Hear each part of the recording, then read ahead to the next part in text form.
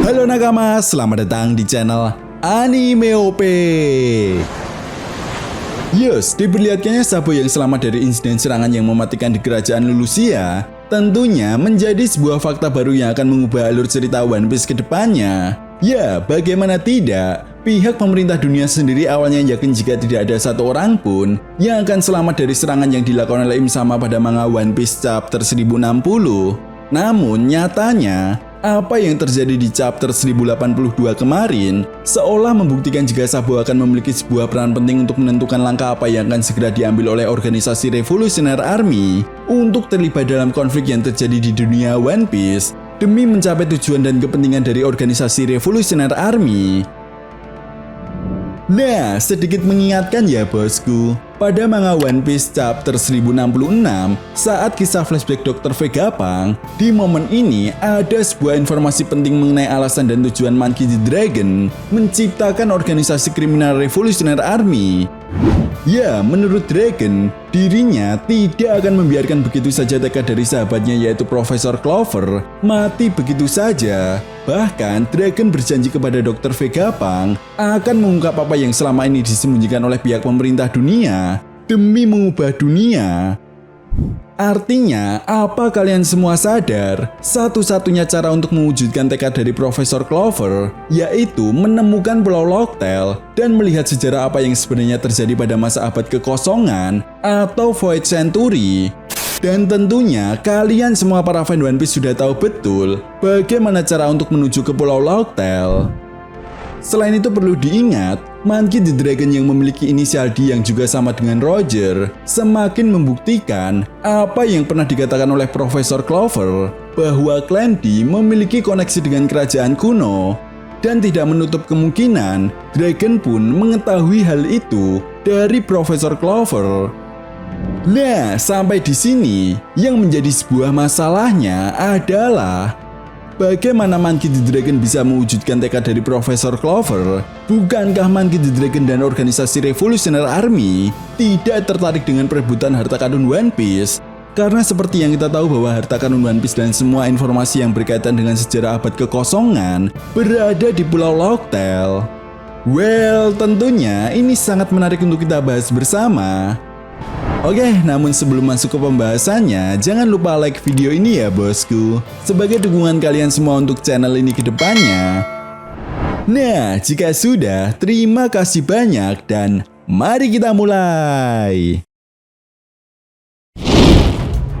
Oke, pembahasan kali ini akan kita awali dari manga One Piece chapter 1066. Di chapter ini, kita telah mengetahui alasan kenapa Monkey D. Dragon menciptakan organisasi Revolutionary Army. Tetapi, apa kalian semua pernah berpikir kenapa Monkey D. Dragon dianggap sebagai orang yang paling berbahaya dan paling dicari oleh pihak pemerintah dunia, melebihi para Yonko? Apakah karena kekuatannya yang dia miliki, ataukah pengaruhnya sebagai ketua dari organisasi kriminal Revolutionary Army? Jelas semua itu masih menjadi misteri hingga saat ini.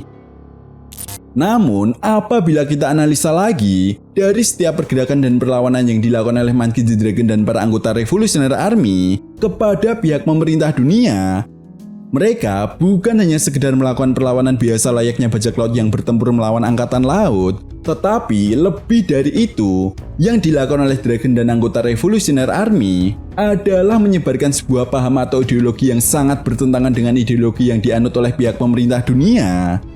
Dan yang lebih gilanya lagi, ideologi ini disebarkan oleh Dragon bersama anak buahnya ke seluruh kerajaan yang berafiliasi dengan pemerintah dunia, hingga menimbulkan pemberontakan. Dan ketika kerajaan tersebut jatuh, maka pihak Revolutionary Army akan mendirikan sebuah pemerintahan boneka di kerajaan tersebut. Tentu saja hal ini membuat pihak pemerintah dunia sangat marah. Dan itu sebabnya pihak pemerintah dunia menjadikan Monkey D. Dragon penjahat nomor 1 di dunia One Piece. Dan seperti yang kita tahu, hal ini pun dibuktikan pada manga One Piece chapter 1060. Salah satu Gorosei mengungkap jika organisasi Revolutionary Army telah berhasil merebut 8 kerajaan yang dulunya berafiliasi dengan pihak pemerintah dunia. Jelas dari fakta tersebut, hal ini juga bisa menjadi sebuah alasan bagi pihak pemerintah dunia untuk tidak ragu sedikit pun menghancurkan kerajaan Lulusia yang telah diambil alih oleh organisasi Revolutionary Army. Tapi apa yang dilakukan oleh pihak pemerintah dunia ini justru menjadi sebuah blunder ketika kita semua mengetahui bahwa Sabo selamat dari insiden tersebut.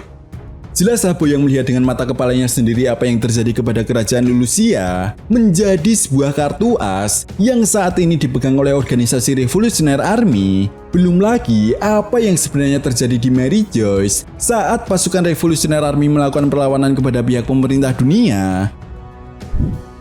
Jadi sampai di sini tidak mengherankan jika pihak pemerintah dunia akan melakukan cara apapun demi menutupi rahasia yang mereka sembunyikan. Ya, itu saja baru rahasia kecil yang diketahui oleh Sabo, belum rahasia besar mengenai abad kekosongan.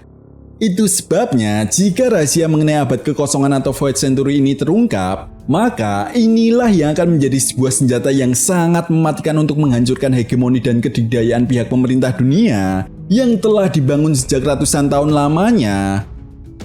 Perlu diingat, organisasi Revolutionary Army ini bukanlah sebuah organisasi kaleng-kaleng.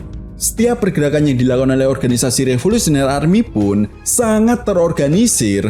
Bahkan ketika markas mereka yang berada di Baltigo saja diketahui oleh kelompok bajak laut Grohige, mereka justru tidak melawan. Yang ada, organisasi Revolutionary Army tidak ragu untuk membakar markas mereka demi menghilangkan jejak dan segera pergi dari tempat itu.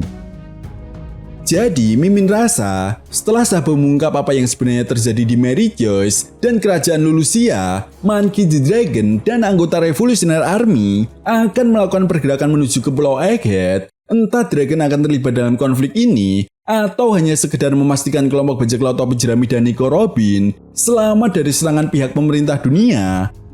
Sama seperti halnya yang pernah dilakukan oleh Dragon saat di Lockdown ketika kelompok bajak laut topi jerami diburu oleh Wakil Admiral Smoker. Selain itu, jelas Nico Robin yang dianggap sebagai cahaya revolusi oleh Monkey D. Dragon pastinya tidak akan dibiarkan mati begitu saja. Monkey D. Dragon paham betul satu-satunya cara untuk mewarisi tekad Profesor Clover adalah dengan bantuan kelompok bajak laut topi jerami dan Nico Robin. Artinya, secara tidak langsung, hal ini juga semakin menegaskan apa yang pernah Mimin sampaikan di pembahasan sebelumnya, jika Monkey D. Dragon adalah pemilik Road Poneglyph terakhir. Ya, meskipun hal ini belum sepenuhnya benar, tetapi tekad yang dimiliki oleh Monkey D. Dragon untuk mengungkap apa yang sebenarnya terjadi pada masa abad kekosongan dan mengubah dunia menjadi sebuah bukti nyata jika Monkey D. Dragon tertarik dengan Pulau Locktail. Nah, itu tadi merupakan pembahasan mengenai prediksi manga One Piece chapter 1083. Jadi, bagaimana menurut nakama semua? Jika kalian punya pendapat lain, silahkan berikan pendapat kalian di kolom komentar. Oke, sampai di sini dulu pembahasan kita kali ini, and see you next time.